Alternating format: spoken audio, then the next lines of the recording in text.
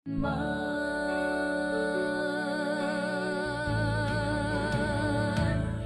man madali ang daan, ikaw ang aming lakas kailanman. Sa bawat pagsubok na dumarating, ikaw pa rin ang aawitin.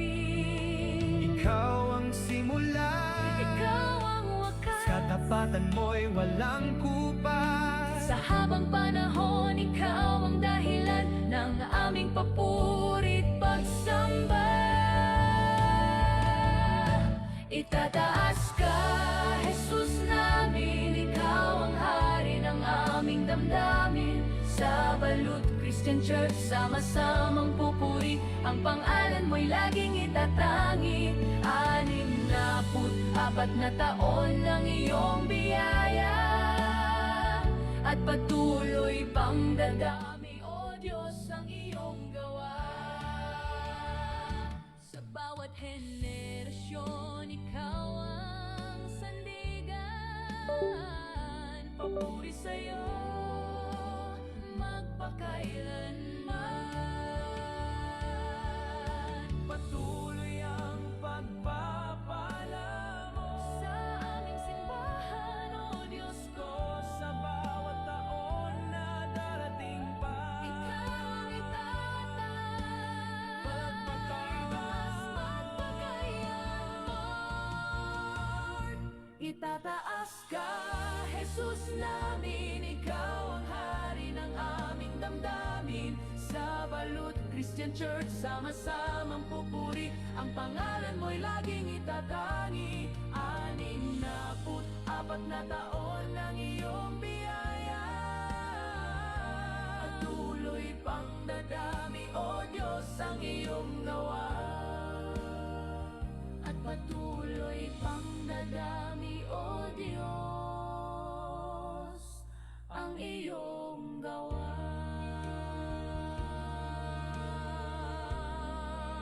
Ang iyong gawa.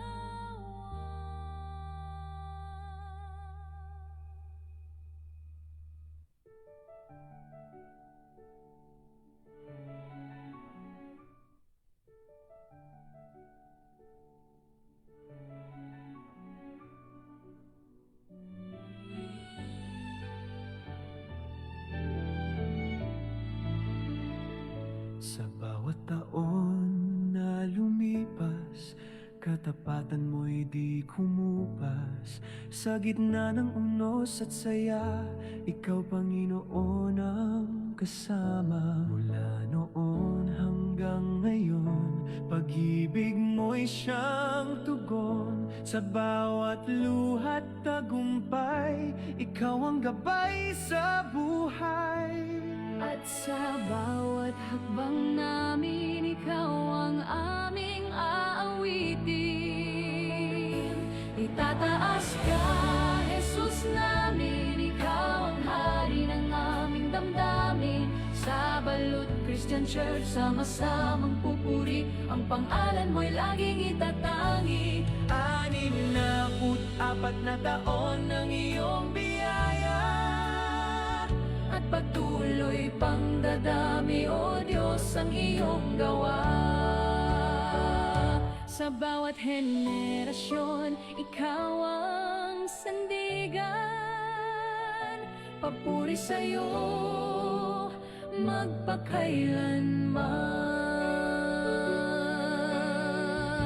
magpakailanman. Hindi man madali ang daan, ikaw ang aming lakas kailanman. Sa bawat pagsubok na dumarating, ikaw pa rin ang aawitin. ikaw ang simula, Ikaw ang wakas, sa tapatan mo'y walang kupas. sa habang panahon, ikaw ang dahilan ng aming papuri't pagsamba.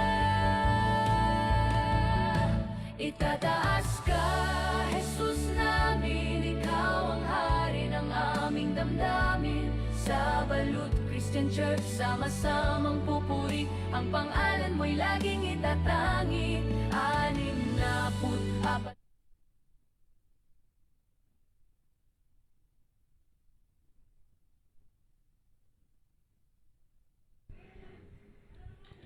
Praise God, mapagpalang umaga po sa inyong lahat, mga magulong kapatid.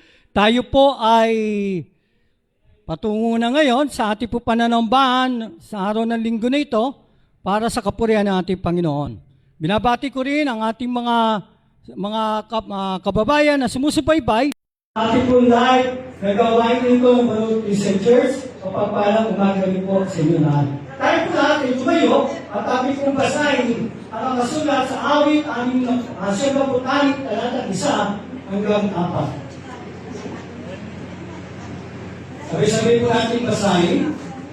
Purihin natin si Yahweh, awitan ng bagong awit. Purihin natin si Yahweh, lahat ng nasa daigdig. Verse 2. Awitan natin si Yahweh, ngayon niya ay sabahin. Araw-araw ang ginawang patiligtas ay banggitin. Verse 3. Dahil sa ay pahayag na si Yahweh ay dakila, samantala ay pahayag ang dakila niyang gawa. Si Yahweh ay tunay na dakila, marapat na papurihan, higit sa sinumang Diyos, siya'y dapat naigalang. Kaya po siya magaling manalangin. Ang naming Diyos, magpagaling sa naan sa umaga kong ito, kami pinagpapasalamat sa napakagandang sikat ng araw na ito, Panginoon, na tunay na aming naranasan ngayong umaga, Panginoon, upang kami, O Diyos, ay magpatuloy na ipayag namin ng aming mga damdamin, ang aming patuloy na pasasalamat sa patuloy na pagkabay at pagtubay mo sa bawat anak po ng mga anak ito, dakilang Diyos. Dalangin po namin ang iba pa namin mga kapatid na papunta pa lamang dito. Ingatan at pagpubayan po sila ng mga lating na nasa pag-iingat ng mapagpalang kamay dito sa bahay sa ambahan mo upang sila ay aming makasama, Panginoon, na patuloy na magpupuri at magpapasalamat sa inyong dakilang pangalan. Dalahin po, O Diyos, ang bawat gagamitin mo, Panginoon, sa umaga nito, O Diyos, ang magpapaawit sa aming, Panginoon, ang mga tumutugtong, Panginoon. Lord, I pray na patuloy mo silang gamitin, Panginoon, na maging daluyan ng iyong banal ng presensya, Panginoon, at puspusin mo po kami na iyong kapangyarihan sa umagang ito, Panginoon. Kaya mo nga ibigay namin ang the best ng aming mga pagpupuri para sa iyo, Panginoon, sapagkat ikaw ang tunay na Diyos na makapangyarihan sa lahat. Basbasan mo rin, Panginoon, ang bawat bahagi ng aming programa, Panginoon, maging sa pakikinig namin, Panginoon, ng word of encouragement, Panginoon, ay ng exhortation, Panginoon, na gagaling sa iyo ng iyong anak, Panginoon, kaya hindi ng mga ngalan na iyong salita, O Diyos, na ilingkod, Panginoon. Lord, I pray, Panginoon, na patuloy mo silang puspusin na iyong kapangyarihan, na iyong banal na Espiritu Santo, Panginoon. Gamitin mo ang kanilang mga lahi, Panginoon, ng bawang salita mo lamang ay sa lalabas, Panginoon, na makapagbibigay sa amin ng encouragement, Panginoon, upang kami maging malakas at matatag sa aming pananampalataya. Salamat po, Lord, paspasan mo, Panginoon, ang bawat bahagi ng aming programa nito na patuloy ka namin itataas sa aming kalagitnaan. Salamat sa iyong pangako, Panginoon, sa iyong salita, na kung saan o dalawa o tatlo na nagkakatipon sa iyong pangalan, ay naroon ka sa kalagitnaan. Salamat po, Diyos, pinupuri ka namin, niluluwalaki ka namin, Panginoon, at ibinibigay namin sa oras ito ang the best namin para ikaw ay patuloy namin, Panginoon, na sambahin sa aming mga buhay. Ito po ang aming isang dalangin na may pasalamat sa pangalan mo pa aming Panginoon Jesus, ang lahat ay magsabi ng Amen! Praise God! Tayo po yung tama na isa. Let us live for one another to share our love to each other. Hallelujah. Pinatawagan ko po yung ating kasapag-aalit. Amen. Sige po, kamayan niyo po ang bawat isa. Nakapaglaban na ba ang lahat? Naglaban na ba? Okay. Sige po.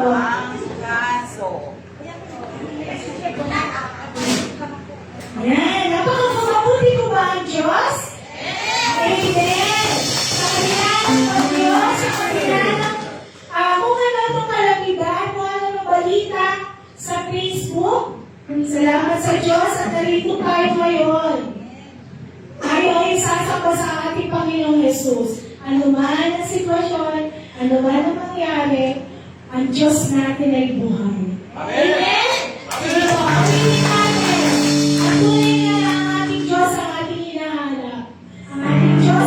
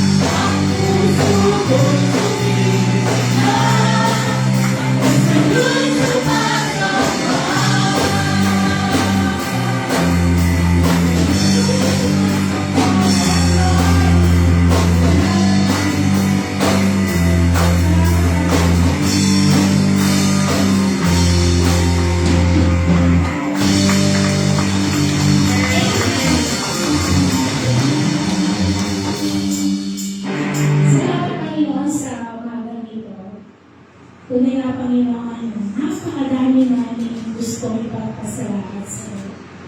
Sa kabila, Lord, ng mga problema na araw-araw namin na-encounter. Pero kapag ka, Panginoon, iisip namin minsan, Lord, bakit mo minahal ang tulad ng isang mga sananang tulad ko, tulad namin. Pero dahil sa dakilang pagmamahal mo, Panginoon, napakabuti mo. Kahit ang kamatayan, Panginoon, ibinigay mo sa iyong anak para makasama mo dyan sa langit. Kaya walang bagay na hindi pwede ipagpasalamat, Ama, habang kami ay nabubuhay. Kaya nais namin sa iyong magpasalamat dahil nasa iyong presensya, nasa iyong yakap, Ama. Nawa pawitin ito, Lord, ay isang panalangin namin ng pagpasalamat sa iyo.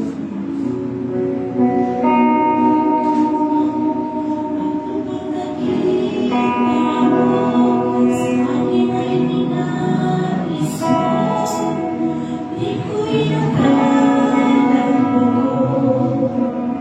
Ang pinili mo kahit sa maliit kong daan, tinawag ang aking pangalan, inagasalan mo kahit di kailangan.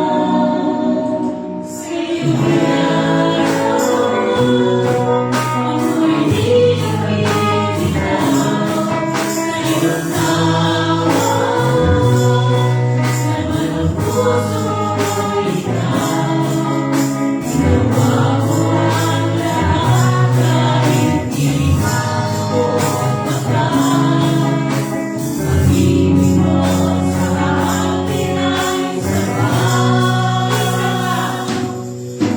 Pagkakita mo sa akin ay nais mo, di ko'y nakalaan mo.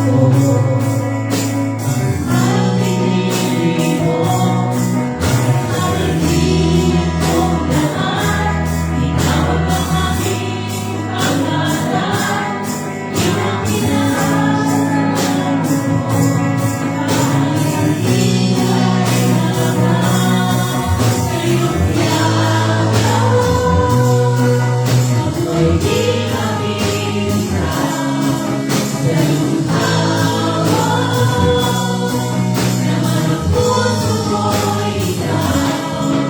Ginawa mo ang lahat kahit di ako magaan. Pag-ibig mo sa akin ay sapat.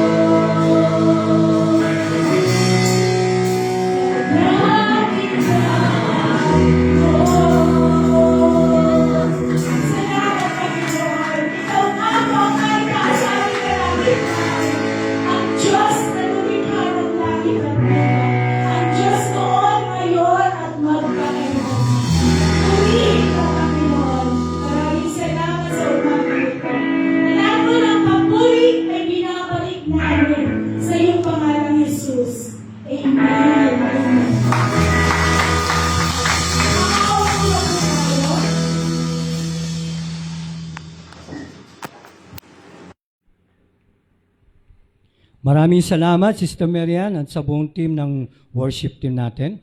Ngayon po ay patuloy po natin ihanda yung ating po mga sarili ang ating puso, ang ating mga pandinig, at tayo po ay darako naman sa ating pakikinig ng word of exhortation na dadali sa atin ng ating kapatid, Sister Toniet Apolonio. Palakpakan po natin siya para sa kapurihan ng ating Panginoon. Hallelujah.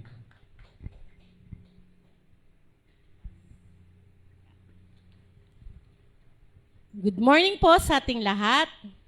Pwede po ba tayo magbatian? Peace be with you. Paano pa sabi mo sa katabi nyo? Peace be with you. Okay. Alam niyo po, naririnig ko to sa mga sa mga churches ng like Catholic, and then may Methodist na gaano sila ng peace be with you, peace be with you. But yun ang totoo naman dapat lagi tayong nagbibatian tayo ng mga ganong bagay. Ngayon po tayo manalangin upang sa leading ng Panginoon sa atin. Panginoon, salamat po noon sa pagkakataong ito na tunay nga po na tulungan niyo po kami na tunay nga po Panginoon mas maunawaan, mas makita namin ang tunay na kapayapaan na nanggagaling sa iyo, Panginoon. Samahan niyo po kami sa araw na ito. Turo niyo po sa amin ang iyong salita na tunay nga po, O Diyos, kayo ang magliwanag sa amin. Thank you, Lord. In Jesus' name, Amen. Mga kapatid, alam niyo po, normal, kumbaga, always na nanais ng ating sa ating buhay o sa ating puso ang salitang kapayapaan. Tunay nga po na pag sinabing kapayapaan, ito na yung pinaka-the best. Yung isa sa mga the best na binigay sa atin ng Panginoon na binibigay niya sa atin yung kapayapaan na tunay nga po, kung titingnan lang ng buong ng sangkatauhan o ng buong mundo, ang kapayapaan ng merong gift na meron dapat sa atin. Mga kapatid, share ko lang po sa inyo ang bansang Sudan sa ngayon. Kung nalaman po natin sila ay pinamumunuan na ngayon ng terorismo. At marami sa mga bata, edad mula 2 taon hanggang 12 taon hanggang magbinata or mga teens na sila. Nakakaramdam sila ng hindi pagkatulog. Meron mo ilang taon, 2 taon lang. 2 taon lang, hindi sila payapa. Kasi lagi silang natatakot. Kasi darating naiiniisip nila anytime darating ang mga terorismo para sila'y patayin. Anytime darating ang mga taong ito para sila ay kikidnapin o anong gagawin sa kanila, maaring rapin ng mga kababaihan, maaring kanilang magulang patayin sa harapan nila. Alam mo yung nakakaiyak dito, bata sila na tipong dapat kailangan naglalaro lang. Bata sila, naghahangad lang ng yakapin ng magulang, pero ikaw mismo, makikita mong magulang mo pinapatay ng mga taong ito na walang mga halang kaluluwa para patayin ang kapwa nila tao. Pero kapatid, sabi mo sa kapatid kasama mo, mapalad ka, may kapayapaan ka yan. Pwede ba i-touch mo yung mga kasama mo, yung mga bagay na may kapayapaan sila? We're so blessed na sa Pilipinas tayo na may kapayapaan pa tayo sa ating bansa. Na kahit na nakikita natin tipong nagkakagulo ang ating mga nangunguna sa ating mga leaders natin sa ating bansa na kung ano yung mga korupsyon, kung ano yung mga sinasabi nila. Pero mapalad ang mga Kristiyano kasi may kapayapaan silang nanggagaling kay Kristo. Amen po ba tayo dyan? Sabi po sa Philippians 4:7, and the peace of God which passeth all understanding shall keep your hearts and minds through Christ Jesus. Tunay nga po ang kapayapaan na meron tayo ay kay Kristo lamang matatagpuan. Mga kapatid, ang buhay natin ay hindi laging payapa. May mga problema, pagsubok, pangamba, kakulangan at mga sitwasyong hindi natin kontrolado. Minsan, kahit ginagawa natin ang lahat ng ating makakaya, may mga bagay pa rin na hindi natin kayang ayusin. Yun pa naman po ang katotohanan na sa buhay natin ngayon ay tipong, lalo na sa mga araw-araw natin pamuhay na minsan sa sobrang hirap ng buhay o pakikipagrelasyon, sa mga bagay na nakikita natin nangyayari o nababalitaan natin sa mundo, nababalitaan natin sa araw-araw, may mga pangamba tayo, kahit Kristiyano na tayo. Di ba? Nangyayari pa rin sa atin yan. May mga ninanais pa rin tayo, may mga ninanais tayo na hindi pa rin tayo payapa. Pero ang kagandahan sa atin, tinatouch tayo ng Lord. Anak, baka gusto mong lumapit sa akin, di ba? May mga bagay na tayo, minsan ako lagi ganun eh, kapag may nakikita, nararanasan akong problema, pag kinakalimutan ko ang Panginoon, actually, intention natin minsan kinakalimutan na natin Panginoon, kahit pa ulit-ulit sinasabi ng Panginoon na, anak, lapit ka lang sa akin. Kasi ang totoong kapayapaan natin talaga siya eh. Ang tigas lang ng ulo natin, makulit lang talaga tayo.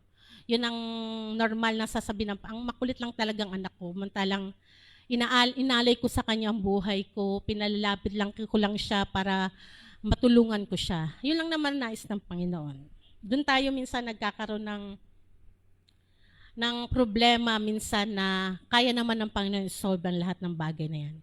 Pero ang pangako ng Diyos ay napakaganda. May kapayapaang nagmumula sa Kanya na hindi kayang ipaliwanag ng ating isip.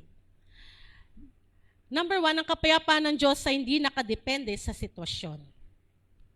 Hindi sinabi ni Pablo na mawawala muna ang problema bago tayo magkaroon ng kapayapaan. Sinabi niya, the peace of God ay mag-iingat sa ating puso at isip. Maring may problema pero may kapayapaan. Maring may luha pero may kapayapaan. Maring hindi natin alam ang mangyayari bukas pero may kapayapaan. Dahil alam natin kung sino ang hawak ng ating bukas. Yun po ang katotohanan, no? Yung kapayapaan na minsan nga, Lord, thank you, na minsan nga sabi ko, naisip ko, kung isipin ko nang nangyari sa buhay ko, kung isipin ko hanggang sa pagiging single parent, pagiging pamumuhay sa ibang bansa, pakikitungo sa iba't ibang lahi, pakikipatungo ngayon sa trabaho mo sa Pilipinas, naisip ko lang, ang daming nangyari pero para sa akin isang miracle. Ang kapayapaan na tanggap mo sa Panginoon kasi sinasabi ang lagi niyang pangako, anak, lapit ka lang sa akin dahil ako ang kapayapaan mo. Ako ang iyong kapahingahan sa lahat ng oras. Minsan nga sabi ang ganon, may mga explanation kapag naisip ko, Lord, gusto ko sa isang puno, malaking puno, no? Magre-rest lang ako doon. Magbabasa lang, makikinig lang ng music. Gusto ko lang ng kapayapaan. Kaya minsan, kapag ganyan nararamdaman natin, makinig ka lang salita ng Panginoon. Ngayon, usong-uso na audio Bible, usong-uso na yung mga awitin na inaawit natin na tungkol sa kapayapaan. Gawin mo yun, gawin natin yun kung gusto natin ng anong bagay. Kasi yun ang nakakatulong sa atin eh. Huwag natin hayaan ang mga kaguluhan, mga problema sa ating buhay ay makagulo pa at makadagdag sa atin sa ating kalungkutan. Huwag natin hayaan bilang Kristiyano na sila ay magkaroon ng puwang sa ating buhay na tayo ay guluhin sa pakikipagrelasyon sa ating Panginoon. Mga kapatid, ang tunay nga pong kapayapaan sa Panginoon ay sa Kanya lamang matatagpuan. Mula sa John 14:27, peace I leave with you, my peace I give unto you. Tunay nga po ang kapayapaan na naka-Jesus sa iba sa peace na binibigay ng mundong ito. Iniingatan ng Diyos ang ating puso at isip. Sabi sa Philippians 4:7, shall keep your hearts and minds through Christ Jesus. Kapag maraming iniisip, maaaring mapuno tayo ng fear, ng takot, ng anxiety, discouragement. Pero kapag binigay natin kay Jesus ang mga alalahanin, siya ay nagiging tagapag-ingat ng ating puso at isip. Hindi ibig sabihin na wala tayong mararamdamang takot. Ang ibig sabihin ay hindi kailangan ng takot ang mamuno sa atin. Si Jesus ang mamuno sa ating buhay. Ngayon nga po, mapalad ka kapatid, mapalad tayong lahat na nandirito, sapagkat tayo ay anak ng Panginoon. Alam natin kung saan tayo tutungo, kung sino ang ating pupuntahan. Bukod sa Panginoon, may mga kapatiran, may mga pastor tayong maaring makausap. May kapatiran tayong pwede nating i-chat kahit malayo, kahit busy sila. Meron niya mga kapatid, pag sinabi mo lang, kapatid, ipag-pray mo nga ako. Kailangan ko ang panalangin. Kailangan ko hindi lamang ako ang mananalangin, kundi ikaw kapatid, nais kong ipanalangin ako. Why not? Gawin natin yan. Huwag natin ipagkait ang mga nararamdaman natin. Hindi natin kailangan itago ano meron, sapagkat minsan ang pagtatago na ano meron sa atin, yan ang mga nakakadagdag ng panggulo sa ating isipan. Alalahanin mo kapatid, may kapatid tayo na binigay sa atin ng Panginoon para tayo ay maaari nating i-share ang ating pangangailangan. May mga bagay na hindi natin maintindihan pero maaari nating pagkatiwalaan ng Diyos. Ang tunay na faith ay hindi laging nangangahulugang naiintindihan natin ang ginagawa ng Diyos. Yes po, hindi naman lahat ng bagay kailangan mo maintindihan mo. Alam nyo ba na yung mga ganitong bagay ay para sa akin ay isang miracle. Kasi minsan di ko naiintindihan ang ginagawa ni Lord sa buhay ko. Pero ginagawa niya yon para ako'y magkaroon ng kapayapaan sa aking puso. Minsan, ang tanong natin ay, Lord, bakit nangyayari sa akin ito? I believe lahat tayo nakakaranas ng mga katanungang ito. Lord, bakit po nangyayari sa akin ito? Mostly sa mga Kristiyano, Lord, Kristiyano na ako eh. Bakit po kailangan ko mangkaranas ng mga itong bagay? Pero alam nyo, para sa akin, minsan, sabi nga, ba't ka nagtatanong kay Lord ng ganon?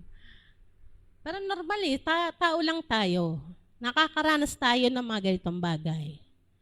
Kristiyano na tayo, hindi naman sinabi nga, di ba? Na pag Kristiyano ka na, perpekto na ang buhay mo. Hindi ka na makakaranas ng kaguluhan sa buhay. Ang pangako ng Panginoon, sasamahan ka niya. Kahit sa kadiliman, sa kaguluhan ng buhay, sa di mo maunawaan kung ano nangyari sa buhay mo, bakit nangyayari ang sakit na meron tayo, hindi lang sakit pisikal, sakit emosyonal, sa kaibuturan ng ating buhay. Ang pangako ng Panginoon, anak, sasamahan kita kahit na anong mangyari. Basta lumapit ka lang sa akin, magsabi ka sa akin, handa ang Panginoon lumapit sa ating lahat.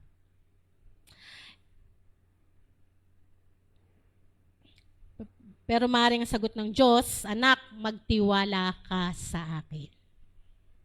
Hindi man natin nakikita ang buong larawan na nakikita ito ng Diyos.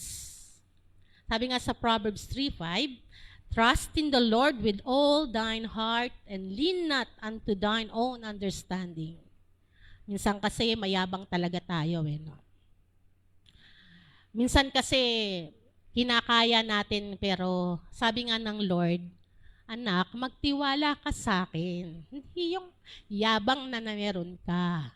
Hindi yung lakas na meron ka. Kasi wala kang mapupuntahan. Ako ang nagbibigay ng buhay.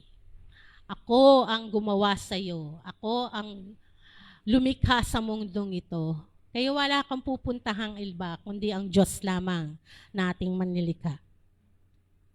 Kaya't huwag natin sandan lamang ating sariling pangunawa. May Diyos tayong mas nakakita kaysa nakikita natin. Mga kapatid, kapag dumating ang problema, huwag nating takbuhan muna ang takot. Huwag muna natin takbuhan ang mga bagay na minsan mayroon tayong mga nakikilalang toxic na tao na nasi-share natin yung mga bagay na yon, nagiging problema pa kasi minsan parang nagiging marites na lang yon. Pero hayaan natin tumakbo tayo kay Jesus muna. Kasi siya lang naman ang talagang sandalan natin, wala nang iba. Kapag mabigat ang puso, sabihin natin, Jesus, hindi ko man maintindihan ang lahat ng titiwala ako sa iyo. Ikaw ang aking kapayapaan, ikaw ang aking sandigan, ikaw ang mag-iingat sa aking puso at isip. Dahil ang kapayapaan ng Diyos ay hindi nangangahulugang walang bagyo.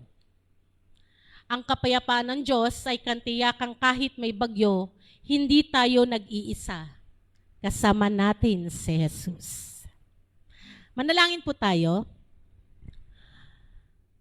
Panginoon, salamat Panginoon sa pagpapala mo at pag-iingat mo sa amin lahat.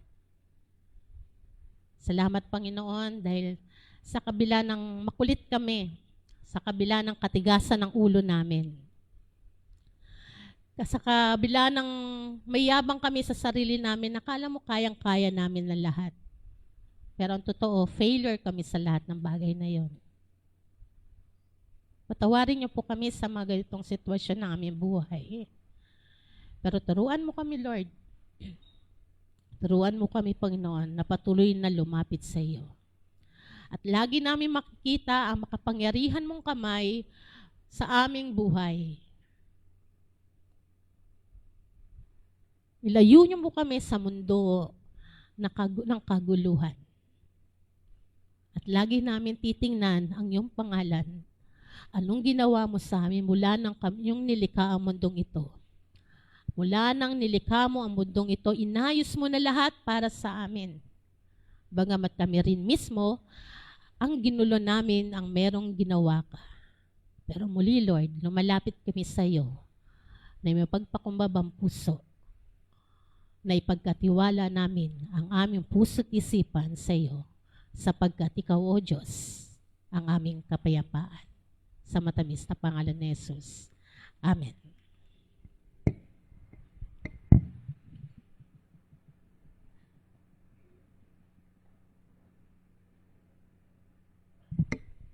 Maraming salamat, Sister Tonet, sa word of exhortation na ibinigay mo sa amin. Ngayon po ay patuloy pa po tayo makakarinig ng mensahe ng ating Panginoon na siya naman dadali sa atin ni Pastor Orlan Rosario. Palapakan po natin siya para sa kapurihan ng ating Panginoon.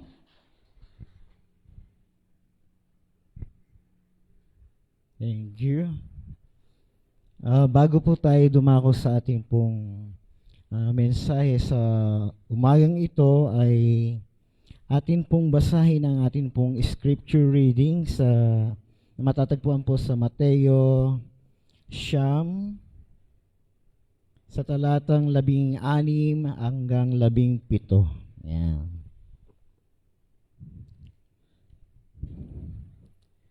Okay. Hiniling ko po ang bawat isa na tumayo bilang paggalang po sa salita ng Diyos. Yan. So, verse 16, walang nagtatagpi ng bagong tela sa isang lumang kasuotan. Sapagkat kapag umurong ang bagong tela, mababatak nito ang tinagpian at lalong lalaki ang punit. Wala ring nagsasalin ng bagong alak sa lumang sisidlang balat. Kapag ganoon ang ginawa, puputok ang balat, matatapon ang alak at mawawasak ang sisidlan. Sa halip, isinasalin ang bagong alak sa bagong sisidlan balat at sa gayon kapwa ito nagtatagal. Purihin pong pagkabasa ng kanyang salita. Pwede na pong makaupo. Yan. Ang atin pong tatalakayin ngayon, bago, hindi luma. Sino po gusto ng bago? Ha? O sino yung gusto ng luma?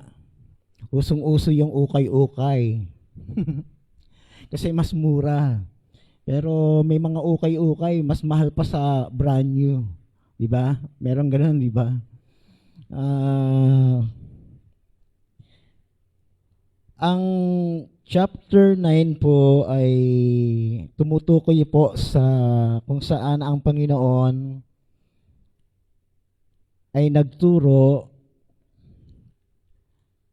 Marami po siyang tinuro sa chapter 9. Ito'y patungkol sa pagpapatawad.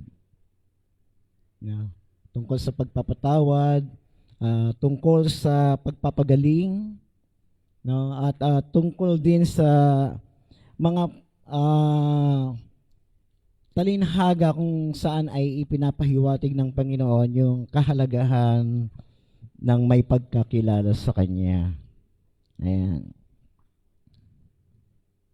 Pag sinabing lumang damit, may kanya-kanya tayong paborito di ba? Kahit luma na yung damit natin na yon, hindi pwedeng hindi natin susuotin sa loob ng isang buwan. Isusuot pa rin natin. Di ba? Paborito natin yun.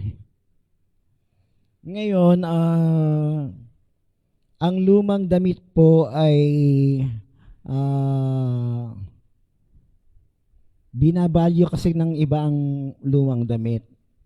Di ba? Meron tayong mga katulad ng damit ni Rizal. Makikita natin yung mga damit niya nung maliit pa siya. Sabi ko, damit ba ni Rizal to? Parang ang liit-liit. Andon, makikita po natin yan sa Intramuros. So, ang lumang damit po ay tumutukoy po ito sa ating lumang pagkatao. Lumang kalikasan. Ang lumang damit po ay kailangan ng palitan. Di ba? Minsan may kakilala kasi ako, yung duster niya, ang dami ng punit. Lagi pa rin niya sinusuot yun. Bakit niya laging sinusuot? Sabi niya, presko. Masarap sa katawang isuot. Kasi karamihan ng mga tela ngayon, maiinit. Kahit medyo gutay-gutay na yung duster niya, pinantutulog niya. Hindi naman panlakad. Pantulog lang. Ayun, wait lang pa.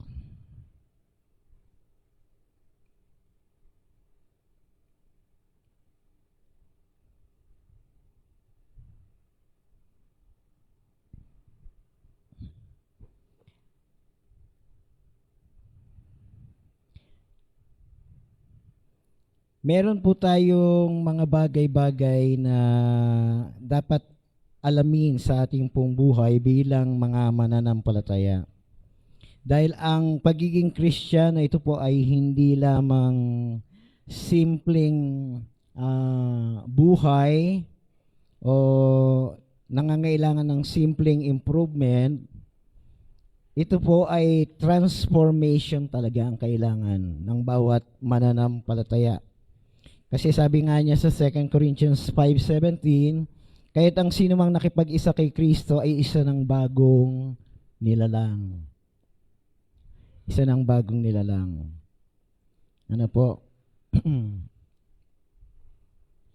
Ang nais pong ipabatid sa atin ng Panginoon dito, yung lumang damit po, ito yung dati nating sistema na ginagawa, nakagawian. No? Tinutukoy ng Panginoong Hesus dito ay yung pagbabago na pananamit.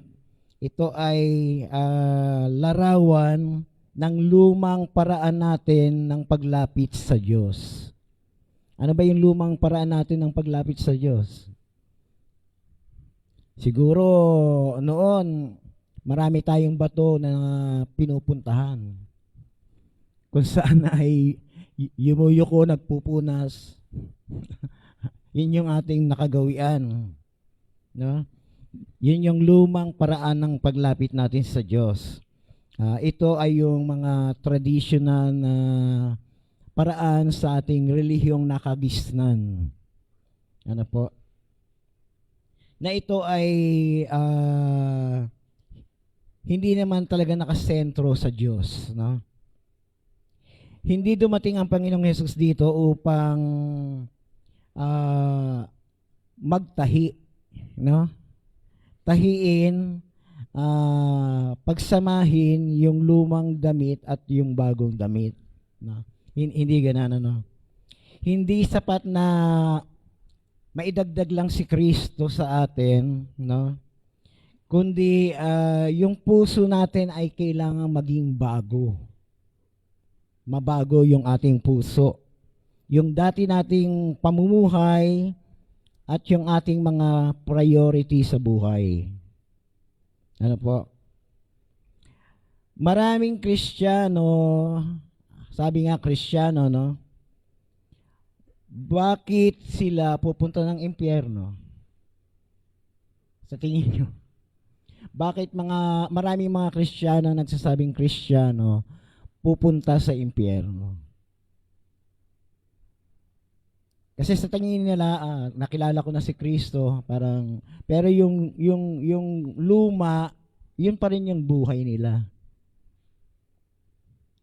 hindi pa rin nabago. Kasi kung ikaw ay nakakilala sa Panginoon, tumanggap sa Panginoon, nakipag-isa na sa Panginoong Jesus, wala na ang lumang pagkatao. Ikaw ay bago na. Ang pamumuhay mo ay bago na, hindi na luma. No? Kung ikaw ay dating manginginom, okay lang kung tubig, diretso lang. Huwag lang yung nakakalasing. No? Sabi nga, pwedeng uminom, huwag maglasing. Yan. So, ang bagong tela po, ito po ay bagong buhay kay Kristo. Ito ay naglalarawan ng bagong gawa, bagong kilos para kay Kristo.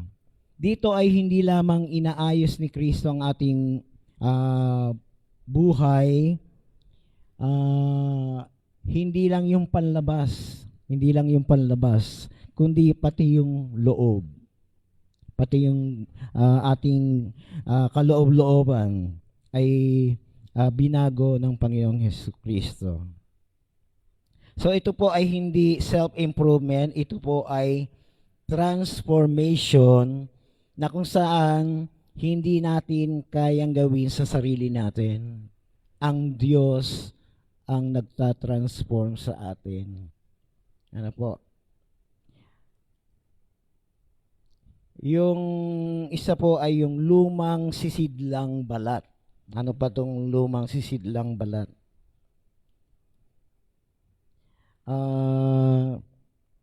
Ito po yung lumang sisidlang balat, ito po yung pusong ayaw magbago. Ay, nagsisimba naman ako, okay lang. Okay lang akong mag-party-party. Okay lang, kahit minsan hindi ako magsimba, okay lang yun. Na? May mga ganong bagay, ano po. Yun po ay lumang sisidlan na matigas, hindi na maiunat. Kaya pag nilagyan mo ng bagong alak, ito po ay lumalawak at yung pag nagpe-ferment na siya, maaari itong pumutok. Ano po, maaari pong pumutok. Kasi sa sinauna, wala naman sa mga bote yung alak. Sa balat, doon nila nilalagay yung alak. Kaya kapag yung lalagyan ng alak, yung wine skin na yan, ay luma na, hindi siya pwedeng lagyan ng bagong alak. Kasi puputok. Masasayang lang yung alak na ilalagay. Yan. Ano bang ibig sabihin nito, no? Ang punto ng Panginoong Hesus dito is hindi tayo na dapat nabubuhay sa lumang gawain. Na dapat ang puso natin ay hindi matigas, kundi ito ay puso na handang tumanggap sa Kanya. No? Yung sinasabi sa Ezekiel, ang sabi ng Panginoon sa Israel, papalitan ko ang puso mong bato. No? Kasi ang tao ay ang puso niya ay naging pusong bato. Ano ang pusong bato? Pag sinabing bato, matigas. Kahit anuhin mo yan ay hindi yan masasaktan. Walang pakiramdam. No?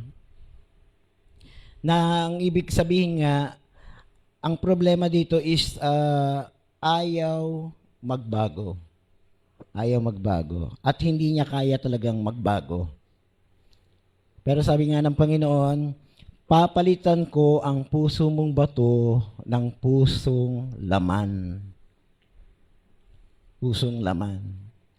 So, kanino manggagaling ang transformation sa Panginoon? Hindi sa atin. Walang sino mang tao na magbabago sa kanyang sarili.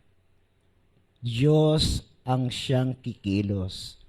Ito ay dahil sa kanyang biyaya. sa kanyang kahabagan. So ang bagong alak ay buhay at gawain, at ito yung bagong tipan ng Diyos. Dati ang Old Covenant ng Diyos, ito po ay isinulat sa bato. No? Merong batas. Ito po yung sinusunod ng Israel. Sa panahon nila, sa pagsamba, ang nangunguna, ang itinalaga ng Diyos ay ang mga Levites, angkan ng Levites. Ito yung angkan ni Aaron. No? Sa angkan ni Aaron, may dalawa siyang anak. Ito si Nadab saka si Abihu. Alam nila kung ano yung mga pamamaraan, ano yung dapat at hindi dapat. Pero dahil sa kanilang tawag dito, kahit sila ay kabilang sa angkan ng Levites, kabilang sa mga priests ng time na yan, nagawa pa rin nilang labagin yung utos ng Diyos. Ano yung kanilang ginawa? Sila ay pumasok sa templo, lasing. Dapat hindi lasing. Mga lasing sila ng time na yan.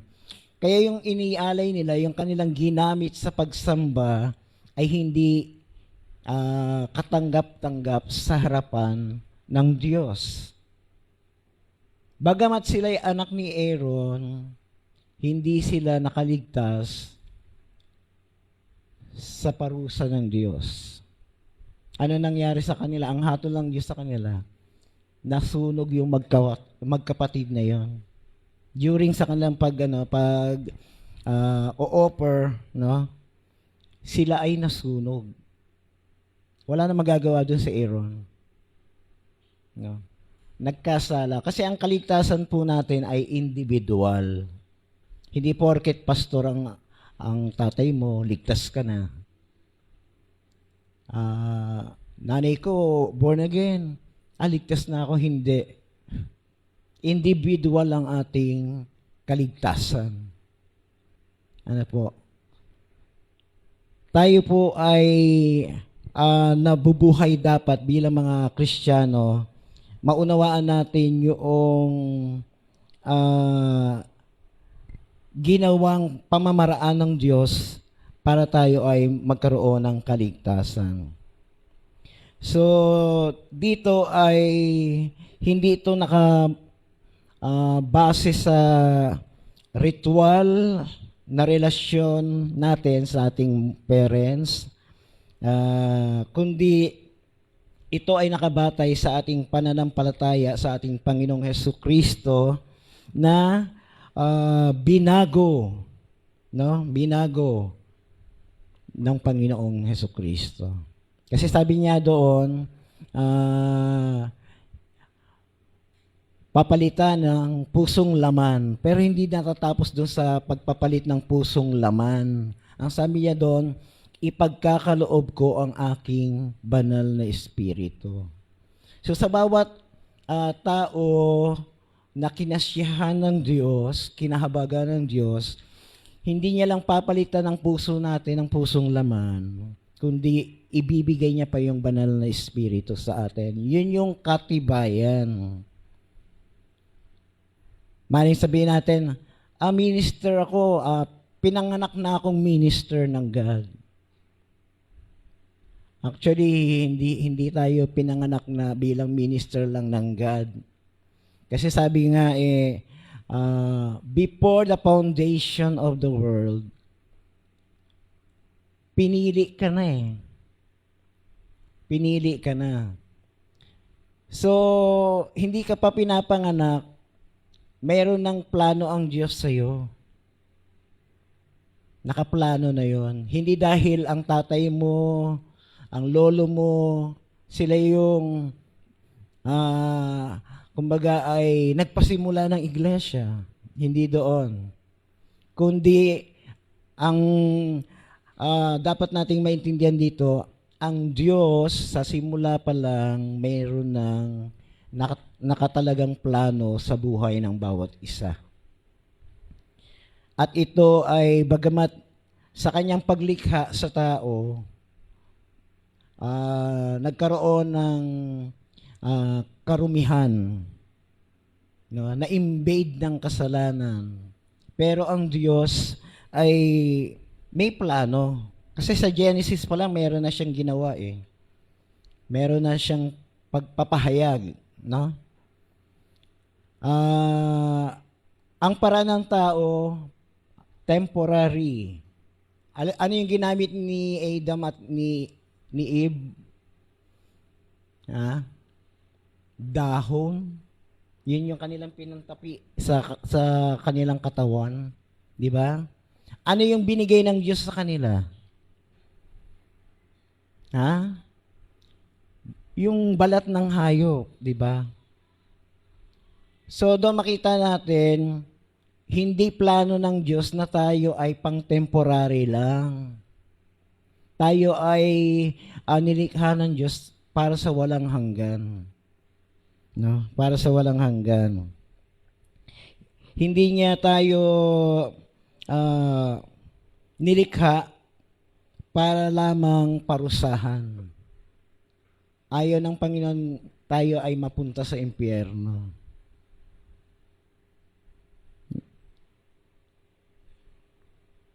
So, ang pananampalataya ay kailangan natin.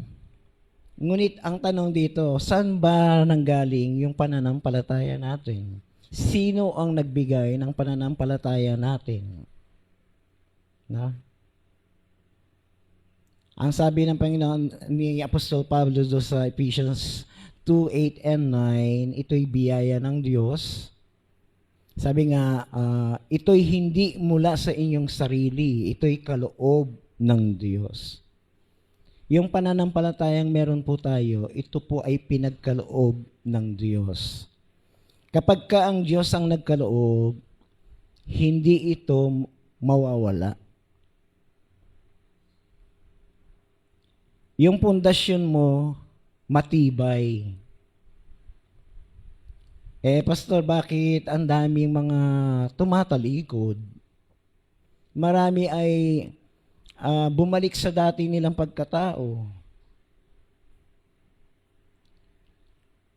Kasi nga ang pagiging Kristiyano may proseso. No? Maaring kahit naman yung mga man of God, mga pinili ng Diyos sa lumang tipan, bumagsak din sila eh. No? Nagkasala rin sila. Pero ang Diyos laging mayroong paraan. Kapag ka ikaw ay pinili ng Diyos, hindi ka lalabas ng mundong ito nang walang assurance of salvation. Na? Sa Old Testament lang, maraming mga man of God, adulterer, maraming asawa. Di ba? Pero pinili sila ng Diyos eh. Kaya hindi tayo pwedeng mag-judge. Di ba? Ang Panginoon ay sapat yung kanyang biyaya, no? Ang mahalagang prinsipyo dito is magkaroon tayo ng bagong buhay, mahigpit nating panghawakan na dapat yung lumang pamumuhay natin, talikdan na natin. Huwag nating balik-balikan. Pastor, namimiss ko eh. May mga ganon. Namimiss, no?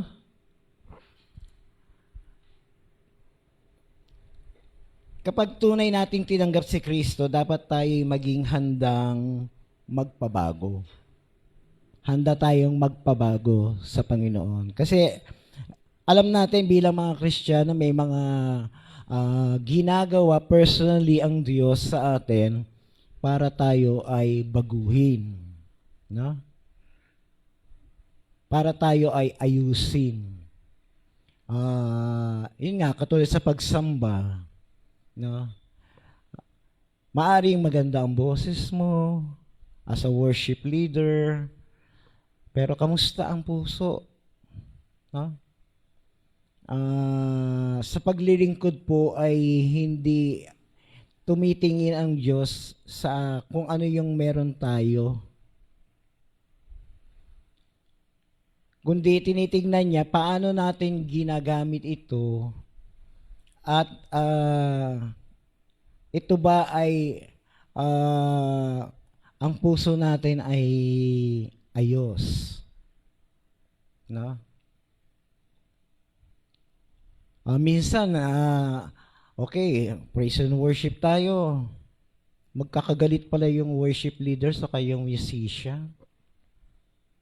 Kaya pala yung flow ng awitan hindi maganda, dry na dry.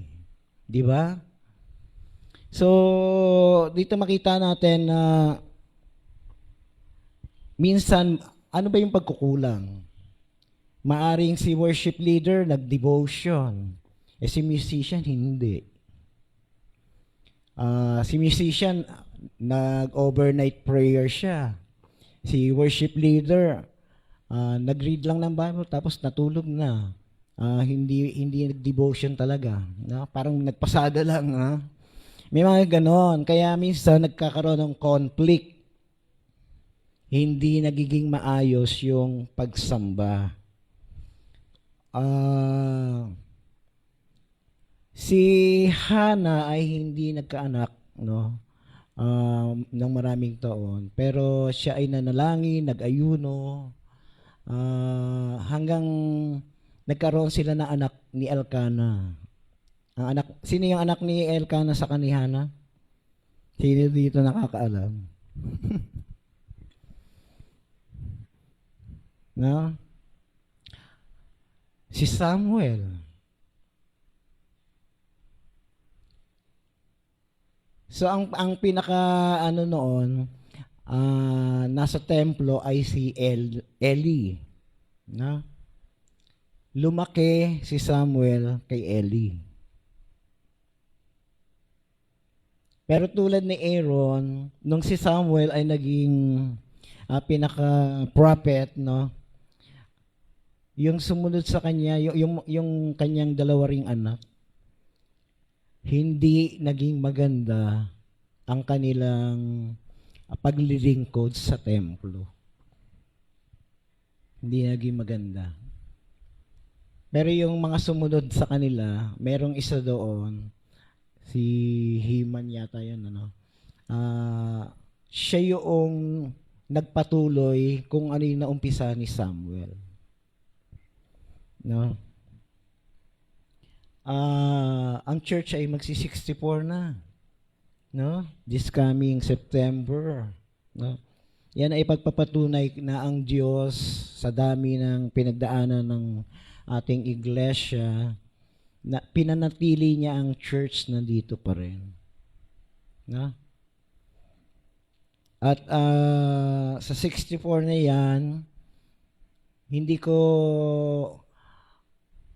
pwedeng sabing walang kabuluhan yung nangyari. Dahil sa 64 years ng balut, maraming na-produce ang balut at naging katuwang ng iba't ibang church, hindi lang sa Pilipinas, kundi nasa abroad, no? Nagagamit para sa gawain ng Panginoon. Although wala lang tayong parang katulad ng ibang ngayon na ang dami nilang outreach, maraming church, no? Tayo ang ating daughter church ay yung Kapitbahayan, iba na yata ang pangalan ngayon, no? Pero ang balut before talaga ang daming outreach eh. Ang sipag mag-outreach ng balut. Yun yung nakamimiss. No? Bawat ministry kumikilos. May kanya-kanyang Bible study. No? Masisipag. kahit gaano ka-busy, no? Mga young professional noon talagang kahit busy sila sa school, sa trabaho, may time sila, may outreach sila eh. Hindi excuse yung school, hindi excuse yung trabaho. No? Naglalaan talaga sila ng time para sa ministry. No? Ang isang reason noon, kasi nga, yung commitment ba, yung personal nila sa Panginoon talaga. Kapag ka nakakilala ka sa Panginoon, kahit saan ka nandoon, hindi mo pababayaan kung ano yung pundasyon na ibinigay ng Diyos sa iyo. Yeah. Nakatutuwa, meron isang kapatid tayo ngayon, bisita natin. No? Galing pa siya ng Samar. Naghahanap siya ng church. Andiyan, kasama natin ngayon. No? Di ba? So, isang patunay yun na ang Diyos ay nagpo-provide kung sino yung pupunta ng church. Na? Hindi man tayo mag-invite, may dinadala ang Diyos sa iglesyang ito. Maraming ganun na naging active sa church, napadaan lang yan. No? Pero naging active sila sa church. No? Makita natin na ang Panginoon ay hindi niya nais na tayo mamuhay sa luma, no? Kundi sa panibagong buhay natin na binigay niya sa atin, no? Ano ba yung mga lumang pagkatao natin, no? Sa ngayon, ano ba yung humahadlang sa karamihan ngayon, no? Gadget. Number 1 yan, yung gadget. Mas marami ang time natin sa gadget kaysa magbasa ng Bible. Sabi nga ni Pastor, ang mga bookstore ngayon mape-phase out na. Puro online na. Hindi na ganong kumikita ang mga bookstore. Diba? Pero kailangan po natin kahit na medyo angat na ngayon yung mga system ngayon, iba pa rin yung talagang meron tayong binabasa. Kasi sa social media, yung mga apps ngayon merong tawag doon, sa ibang salita, yung ibang mga scholar, bio scholar, sabi nila, may lesson na. Kaya hindi ka rin pwedeng basta, okay to, i-adapt mo, i-share mo na. Hindi mo alam kung ano yung nasa likod nun. Meron pong, ngayon, active na active yung New Heaven, New Earth. No? Ang founder po nila, ang sabi ng founder, siya ang Alpha at Omega. Alam niyo ang inaalok nila, pre-Bible school. May libreng kotse, may libreng bahay. Mayaman tong founder sa Korea. Worldwide na sila ngayon. Marami na silang nadalang mga kapastoran na dinala sa Korea, na deceive. Bakit gano'n?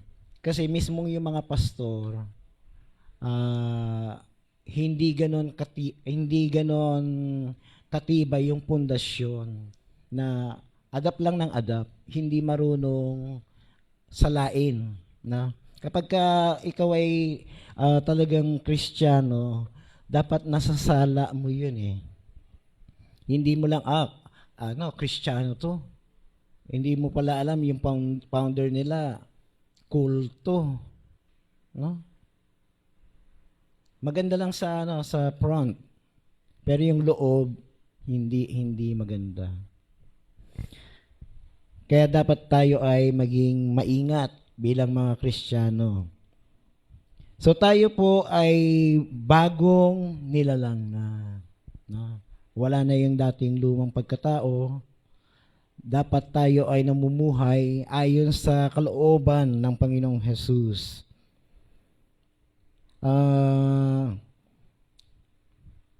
Siguro sa susunod na mga mensahe, itatalakay ko yung about yung lalim ng salvation. No? Kasi kulang yung time natin eh. No? Medyo tayo sa oras. Maganda nga ito sa sa ating discipleship, no? Mas magandang ituro. So dito, nais ng Panginoon is bago. Kasi meron siyang bago lagi na binibigay sa bawat isa.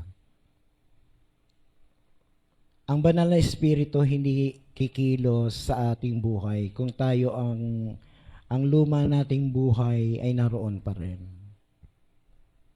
Hindi siya, kumbaga, sisirain lang natin yung buhay natin. May salita nga si Pablo, no? Sabi niya, ibigay mo yung katawan kay Satanas para maligtas yung kaluluwa. Kasi yung katawan natin, yung kagustuhan niya, madalas yun yung nasusunod natin. No? Pero ang nais ng Panginoon ay yung banal na espiritu talaga ay siyang masunod sa buhay natin bilang mga mananampalataya. At hindi mo rin naman talaga masisisi ang iba dahil nga hindi pa nila talaga totally natatanggap o wala pa rin talagang pagbabago dahil hindi pa talaga born again. Kasi sabi doon sa John 3:3, unless a man be born again, he cannot see the kingdom of God. So marami ay hindi talaga magbabago hanggat hindi pa sila na ipapanganak na muli. Hindi nila makikita yung kalooban ng Diyos, yung paghahari ng Diyos, hanggat hindi sila na ipapanganak na muli. Magiging bago lang tayo kung tayo ay born again na talaga. Ano po? So, kailangan po tayo ay bago, hindi po tayo dapat luma. No? Limutin na natin yung dati na hindi nakakatulong sa ating buhay Kristiyano. No? Talikdan na natin yung mga hindi dapat gawin ng isang Kristiyano. Tayo po'y manalangin. Mapagpalang Ama, maraming salamat po sa inyong salita. Tunay nga, O Diyos, inyong naisin sa amin yung bagong binigay mo sa amin, yung bagong puso, bagong pagkatao namin. Ito ang siyang tunay na may sasapamuhay namin. At tunay na hindi po namin ito magagawa kung di sa iyong habag at biyaya. Ang iyong pagmamahal, O Diyos, ang siyang aming tunay na assurance, O Diyos, sa buhay na ito. Na kami po, O Diyos, ay tunay na mayroong pagsulong sa buhay na ito upang mamuhay bilang Kristiyano na tunay na binago mo, O Diyos. Tulungan mo kami na ang aming puso ay patuloy na sang-ayunan. At salamat sa banal na Espiritu na siyang iyong kaloob sa amin. Dahil kung wala ang banal na Espiritu mo, hindi namin magagawa ang lahat ng iyong naisin. Ito ang layunin mo. Ibinigay mo ang banal mong Espiritu upang aming masunod ang iyong mga utos, ang iyong kalooban sa buhay na ito. Pagpalain po, O Diyos, ang bawat isa na nagsidalo sa umagang ito at ang iyong kagalakan, ang iyong tunay na biyaya o Diyos ang siyang dumaloy sa buhay ng bawat isa. Mula po sa matanda hanggang sa mga bata o Diyos, at patuloy mong bigyang linaw ang iyong salita, ang iyong kalooban sa buhay ng bawat isa. Ito po ang aming samot dalangin. Salamat po sa kalayaang kami ay may pagkakataong magpuri, sumamba sa iyong dakilang pangalan. Sa pangalan ng aming Panginoong Yesus. Amen. God bless po sa lahat.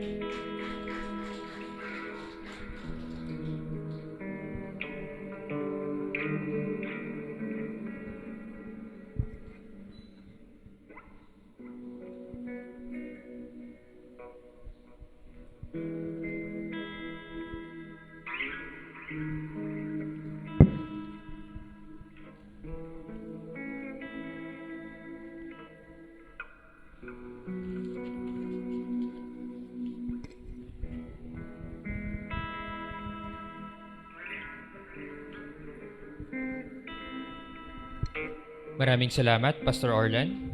Ngayon po ay darako po tayo sa ating pagkakaloob. Sabi po sa 2 Corinthians chapter 9 verse 7 at patuloy, ang bawat isa ay dapat magbigay ayon sa sariling pasya, maluwag sa loob at hindi napipilitan lamang sapagkat iniibig ng Diyos ang kusang nagbibigay ng may kagalakan, magagawa ng Diyos na pasaganahin kayo sa lahat ng bagay at higit pa sa inyong pangailangan upang sumagana kayo sa mabubuting gawa.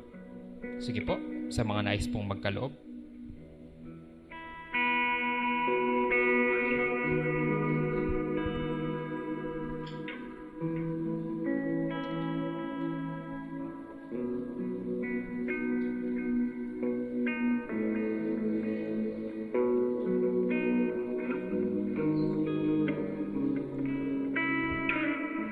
Ngayon po ay naniya ako bawat isa na tumayo para po sa ating panalangin pastoral sa pangunguna po ni Pastor Edwin Gregorio. Sige po, tayo po ay manalangin. O Diyos, salamat po sa inyong kabutihan sa buhay ng bawat isa sa amin. Ngayon kami ay narito upang idulog sa iyo ang aming mga kahilingan. Ang iyong mga anak ay nagsusumamo na ibsan ang aming mga problema at suliranin na aming kinakaharap. Ama, sa mga sandaling ito, dalangin namin ang aming bansa. Kaabagan niyo po at tulungan ang aming bansa na makaahon sa kahirapan at ang aming mga kababayan na dumanas ng matinding paghihirap, sanhi ng bagyo at maraming mga pagbaha sa mga lugar sa aming bansa. Naway kilusin niyo, Panginoon, ang aming Pangulo hanggang sa pinakamababang namumuno sa barangay na kanilang gampanan at kanilang tungkulin na unahin ang kapakanan ng bayan bago ang sarili. Ama, marami kaming mga kababayan na naghirap. Marami kaming mga kababayan na dumanas ng matinding dusa itong mga nagdaang bagyo. Ang dalangin namin naway matigil na ang korupsyon sa aming bansa. Magkaroon ng transparency para makita at mahuli at maparusahan kung sino ang mga dapat na managot sa napakalaking korupsyon sa aming bansa.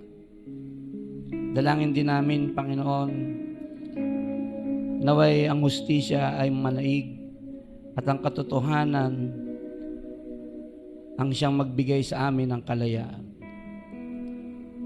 Sa mga sandali rin ito, Ama, nalapit po namin sa inyo ang aming mga kapatid na nasa mga banig ng karamdaman. Gaya nila Sister Nida, nila Brother Neil.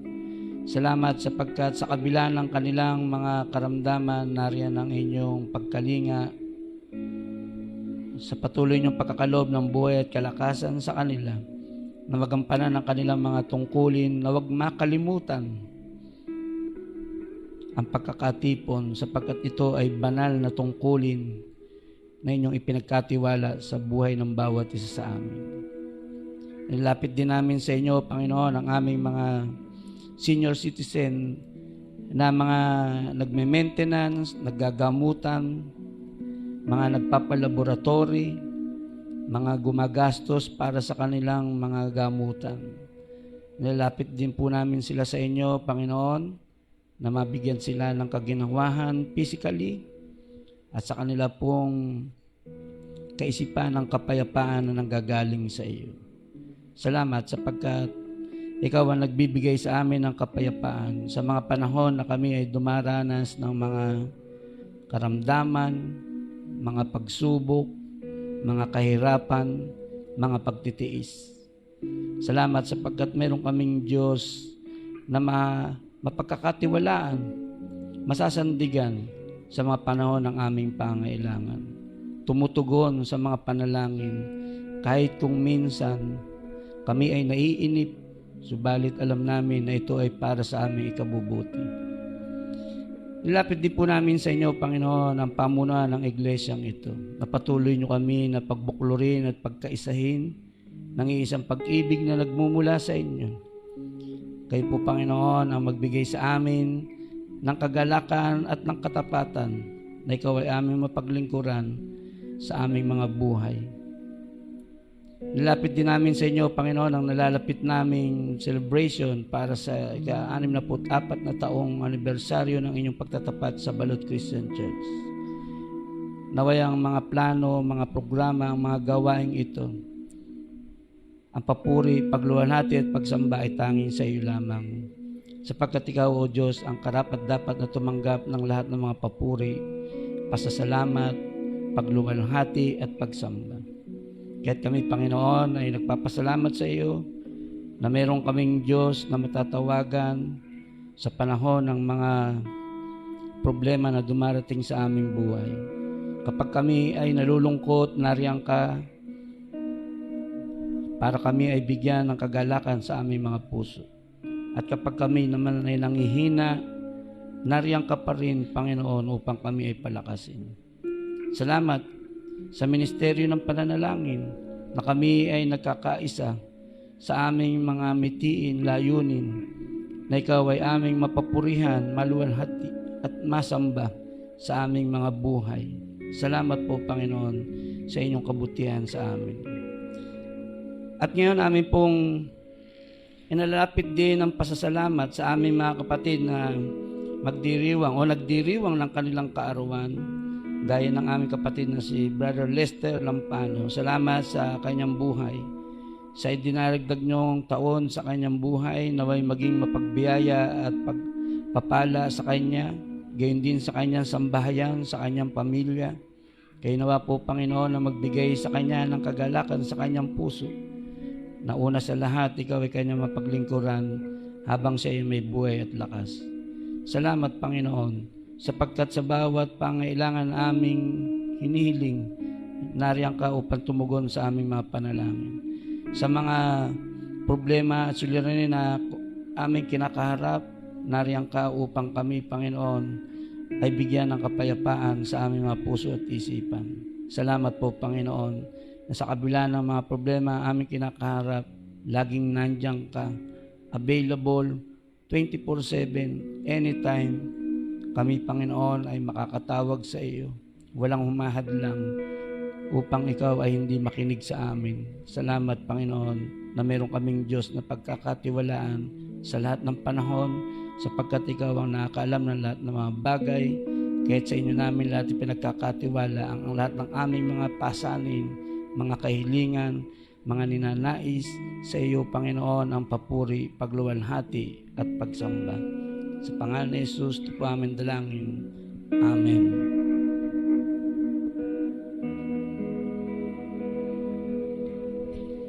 Amen. Tayo po ay makaupo na. Ngayon po, darako tayo sa ating greetings and announcements para po sa ating birthday celebrant. Ngayong linggo at ngayong araw din po, August 23, ay nagdiriwang ng kanyang kaarawan, si Brother Lester Lampano. Happy birthday, Kuya Lester. Kung ikaw man ay nanonood, ipaabot na lamang po natin ang ating pagbati via social media. Wala po tayong nagdiriwang ng kanilang wedding anniversary. Gayunpaman, sa mga nagdiriwang ng kanilang kaarawan at anibersaryo na wala sa listahan sa araw na ito ay maligayang pagbati ang ipinapaabot ng Balot Christian Church. At bago po ako magpatuloy ay nais ko lamang pong batiin ng ating visitor para sa araw na ito. Atin pong batiin, mangyari lamang po na tumayo or magtaas ng kamay si Sister Annalyn Castañas. Welcome po sa Balot Christian Church. I hope this is the first of many. So ayun po. Dako po tayo sa ating mga announcements para sa gawain sa loob at labas ng simbahan. Patuloy ang ating prayer meeting every Saturday po at 7:30 p.m. Face-to-face and via online dito po sa ating simbahan ginaganap. Kayo po ay welcome na welcome dumalo. Ito rin po ay mapapanood via Facebook Live sa parehong araw at oras. Saturday at 7:30 p.m. po.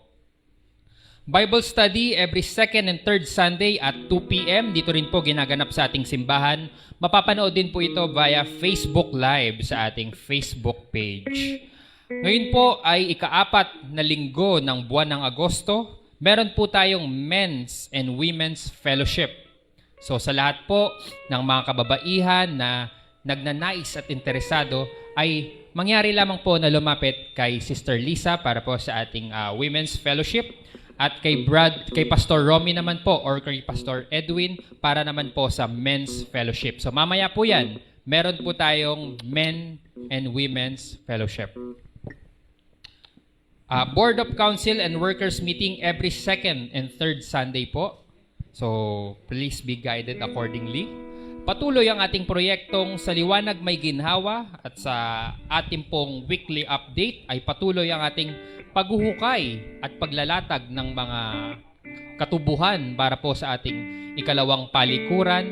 At kayo po ay welcome na silipin ang mga updates ng ating mga modifications. Ngayon po ay lumalapit ang Nehemiah's Builder or yung mga volunteer po natin sa mga gumagawa nito sa ating mga proyekto na sa mga nais po na mag-pledge or mag-donate ng kumbaga food committee para po sa ating Nehemiah's Builder, kayo po ay welcome na welcome. So Thursday and Saturday po sila gumagawa. So sa mga nais pong sumuporta sa mga gumagawa sa ating improvement at renovation ng ating simbahan, may AM and PM po na food committee. So yun lamang po. Sa mga nagnanais po, lapit lamang po tayo kay Sister Jocelyn Balbarona. Upcoming events and announcements for the month of September. Meron po tayong water baptism sa September 6.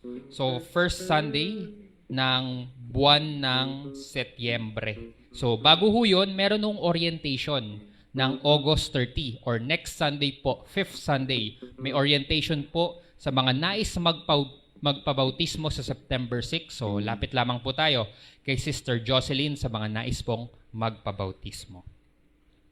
Ating pong Youth Joint Fellowship na may temang Gilas Kabataan, September 13, Sunday po para sa ating mga kabataan. Ayan po. Meron po tayong inter-fellowship. So meron po tayo hopefully na 2 pang simbahan na makakasama dito sa fellowship na ito. Dito po yan gaganapin sa ating simbahan at 3 p.m. po. 64th anniversary ng Balot Christian Church na may temang Dakila ang Katapatan ng Diyos, September 27, 2026 po, Linggo. Para po sa kalaman ng lahat, wala na pong gawain sa umaga. Ang ating pong anibersaryo ay mag-uumpisa na po ng alas 4 ng hapon. So please be guided accordingly. Meron pa po bang additional announcements? Kung wala na po ay inanyahan ko po ang bawat isa na tumayo para po sa ating closing prayer, closing song and closing prayer and benediction of Pastor Edwin Gregorio. Ating pong speaker susunod na linggo ay si Pastor Romy Makaspak at ating pong tagapagpaawit ay Sister Shirley Balbarona.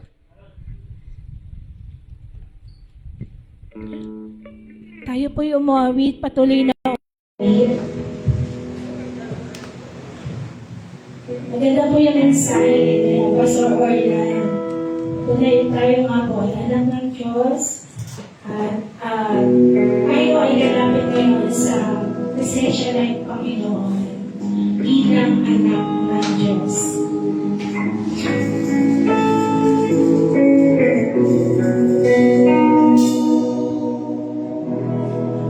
Ang nakita mo sa akin ay nilais mo, di ko inakarap mo.